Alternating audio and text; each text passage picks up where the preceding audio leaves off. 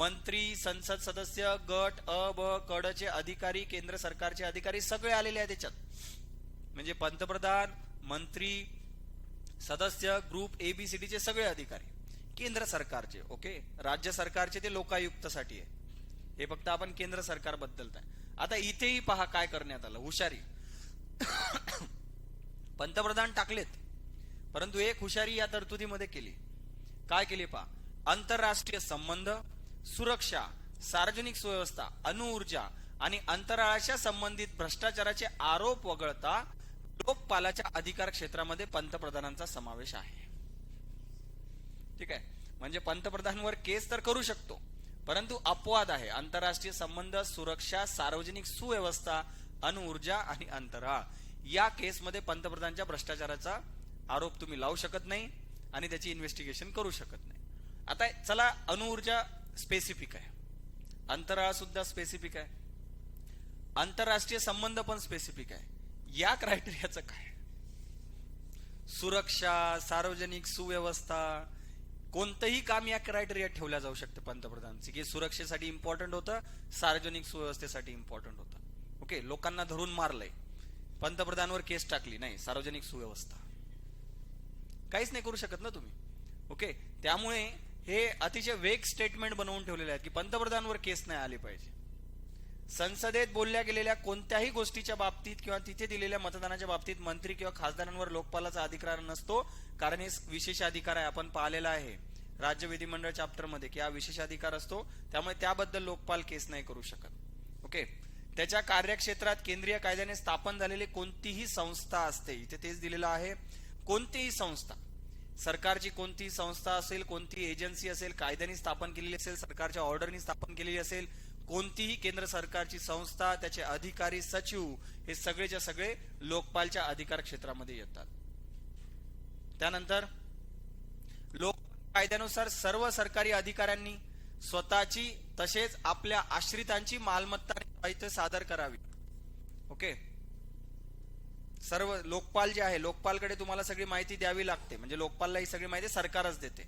ज्या अधिकाऱ्याची त्याला माहिती पाहिजे असेल की त्याला किती त्याच्याकडे प्रॉपर्टी आहे आणि त्याचे आश्रित, आश्रित म्हणजे कोण, त्याची फॅमिली इन जनरल समजून घ्या, त्याचे जे पॅरेंट्स आहेत, ओके, त्याची जे फॅमिली आहे, बायको आहेत, पोरं आहेत, जे काय आहेत, तर त्यांची जे आहे त्यांची मालमत्ता आणि त्यांचं दायित्व सादर करावं लोकपाल समोर सगळं. त्यानंतर सीबीआयला ऑर्डर देण्याचे, निर्देश देण्याचे अधिकार आहेत त्यांना, म्हणजे इन्व्हेस्टिगेशन स्वतः लोकपाल करू शकत नाही, लोकपालकडे नाही आहे ती पॉवर इन्व्हेस्टिगेशनची. मग लोकपाल इन्व्हेस्टिगेशन कोणाकडून करून घेतो, सीबीआय कडून. राईट, आपण सीव्हीसी दक्षता आयोग मध्ये सुद्धा एक पाहिलं होतं, आठवते की लोकपाल सीव्हीसी ला सुद्धा सांगू शकतो दक्षता आयोगला एखादं काम करून घेण्यासाठी, आणि दक्षता आयोग करू शकतो, त्यामुळे केंद्रीय दक्षता आयोगाला सुद्धा सांगू शकतो तो. आता या ठिकाणी दिलेलं आहे, समजा एखादं प्रकरण सीबीआय कडे जर लोकपालनी सोपवलं असेल, तर त्यातले जे तपास अधिकारी आहेत त्यांना बदलू शकत नाहीत लोकपालांच्या मंजुरीशिवाय. समजा सीबीआयला एखादी केस दिली, ते जे तपास अधिकारी ज्या केसची इन्व्हेस्टिगेशन करत आहेत, मग उद्या चालून सरकारने जर ते इन्व्हेस्टिगेशन ऑफिसरच बदलले तर नाही बदलता येणार, तुम्हाला लोकपालची परमिशन लागेल, त्यावेळेस ते इन्व्हेस्टिगेशन ऑफिसर बदलले जातील. दिवाणी न्यायालयाचे सुद्धा अधिकार आहे. आता दिवाणी न्यायालयाचे अधिकार माहित आहे तुम्हाला, कोणते रेकॉर्ड बोलवण्याचा अधिकार, कोणत्या व्यक्तीला बोलवण्याचा अधिकार, शपथ घेऊन त्याच्याकडून माहिती मागवण्याचा अधिकार वगैरे ज्या गोष्टी आहेत, सगळे अधिकार दिवाणी न्यायालयाचे पण त्याला अधिकार आहे. त्यानंतर भ्रष्टाचाराच्या माध्यमातून कोणती मालमत्ता जर मिळवली असेल तर ती मालमत्ता सीज करण्याची, काबीज करण्याची सुद्धा, त्याला जप्त करण्याची सुद्धा त्याला अधिकार आहे. म्हणजे एखाद्या वेळेस जर लोकपालला वाटलं की एखाद्या अधिकाऱ्याच्या अंडर इन्व्हेस्टिगेशन चालू आहे, तर लोकपाल ऑर्डर करू शकते की याचे जे अकाउंट्स आहे, अकाउंट फ्रीज करून टाका, कारण याने जे अकाउंट्स मध्ये जो पैसा ठेवलेला आहे तो सगळा करप्शनचा पैसा आहे. ओके, इन्व्हेस्टिगेशन होईपर्यंत याचे अकाउंट फ्रीज असतील, असे सुद्धा ऑर्डर लोकपाल देऊ शकते. आता तसा लोकपाल पॉवरफुल आहे पहा. ओके, तुम्हाला दिसतंय की लोकपाल या ठिकाणी पॉवरफुल आहे, परंतु लोकपालच्या कामामध्ये प्रॉब्लेम्स आहे, त्यामुळे लोकपाल व्यवस्थित काम करत नाही. पर्टिक्युलरली दोन तर मी तुम्हाला ऑलरेडी सांगितले, अपॉइंटमेंट मध्ये प्रॉब्लेम आहे आणि त्याला काढून टाकण्यामध्ये प्रॉब्लेम आहे. त्यामुळे लोकपाल तुम्ही पहा, अजूनही तुम्हाला कुठेच न्यूज मध्ये दिसत नाही की लोकपालने काही इन्व्हेस्टिगेशन केली आहे, की काही रिपोर्ट दिलेला आहे, कोणाची काय प्रॉपर्टी जप्त करायला सांगितली आहे, का सीबीआयला काही काम करायला सांगितलेलं आहे, कुठेच तुम्हाला दिसत नाही. लोकपाल एकदम बॅकग्राऊंडला गेलेला आहे. ओके, आणि मोस्टली ते त्याच्यामुळे कारण सरकार आपला व्यक्ती त्या ठिकाणी बसवून देते. असा व्यक्ती जो व्यक्ती फक्त पगार घेईल सरन्यायाधीशाचे, चांगलं मस्त घर गाडी बंगला आहे, व्यवस्थित एन्जॉय करायचा आहे, प्रॉपर 4-5 वर्ष जे काय मिळालेलं आहे कार्यकाळ, ठीक आहे, आणि धन्यवाद करायचा सरकारचा आणि निघून जायचं. ओके. त्यामुळे लोकपाल तेवढी चांगली अजून संस्था म्हणून आलेली नाहीये. त्यानंतर भ्रष्टाचाराच्या आरोपाच्या संबंधित सरकारी कर्मचाऱ्याची बदली किंवा निलंबनाच्या संबंधाची शिफारस करू शकतात ते.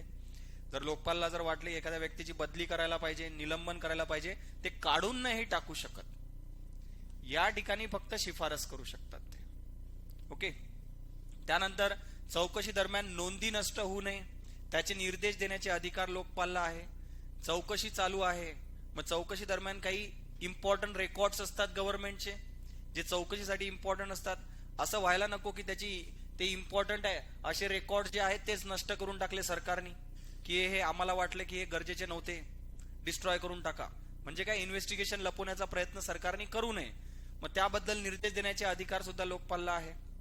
तसं आपल्याकडे सुद्धा असे ऍक्च्युअली असतात, पण मग अशा वेळेस सरकार काय करून टाकते, एखाद्या वेळेस मंत्रालयाला आग लावून देते. आपल्याकडे झालेलं आहे असं. ओके. काही वर्ष आधी तुम्हाला माहित असेल एक आदर्श स्कॅम म्हणून एक स्कॅम ऑलरेडी चालू होता, त्याचे पेपर्स होते मंत्रालयामध्ये, आणि मंत्रालयालाच आग लागली अचानक. सगळं काही व्यवस्थित होतं, अचानक आग लागली. कोणालाच इजा झालेली नाहीये, मंत्री इजा होणं शक्यच नाही, ठीक आहे. तर तिथे त्या ठिकाणी आग पण लागून जाते, काही 1-2 ऑफिसेस जळतात. टिपिकली ज्या ठिकाणी रेकॉर्ड्स ठेवलेले आहेत त्याच डिपार्टमेंटमध्ये आग लागते. जिथे रेकॉर्ड्स ठेवलेले असतात सगळे रेकॉर्ड नष्ट होतात. ओके. आणि त्या ठिकाणी सांगितलं जाते की आम्ही काहीच केलेलं नाही, जे केलं ते आगीने केलंय, ठीक आहे. याची एक इन्व्हेस्टिगेशन केली जाईल. एक आम्ही समिती बसवत आहोत, आणि समिती बसली म्हणजे कामच झालं समजायचं, ठीक आहे. ज्यावेळेस सरकारने सांगितलं इन्व्हेस्टिगेशन साठी समिती बसवली, समजायचं की किस्सा संपलाय, त्याचा आता समोर काही होणार नाहीये त्या समितीचं. ओके.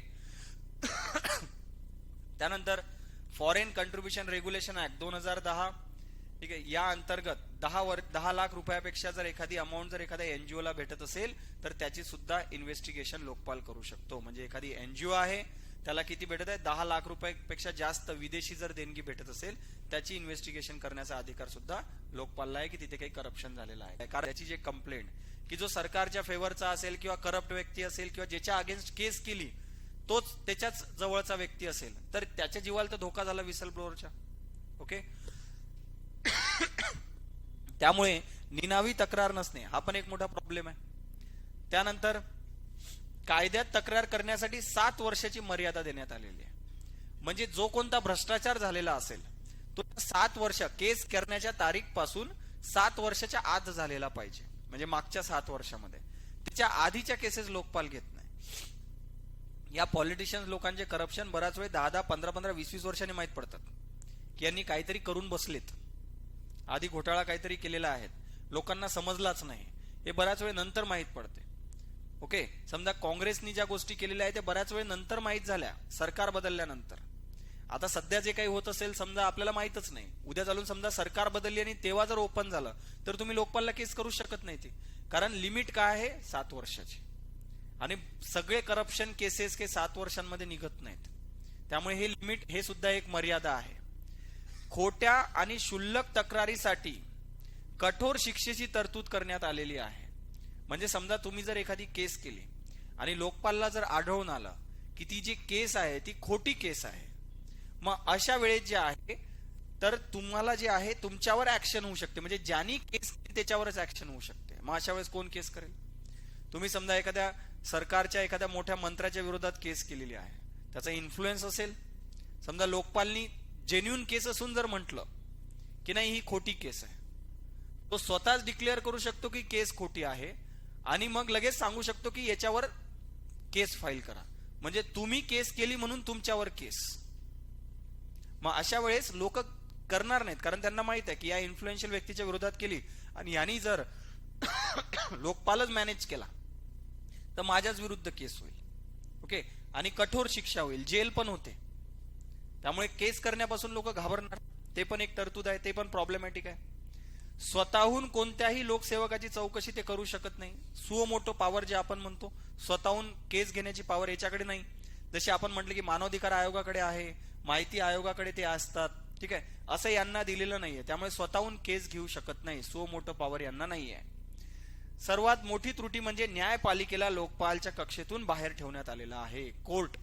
कोर्टामधले कोणतेही करप्शन केसेस तुम्ही लोकपालमध्ये नाही फाईल करू शकत. आपल्याकडे कोर्टच्या बाबतीमध्ये प्रॉब्लेम आहे.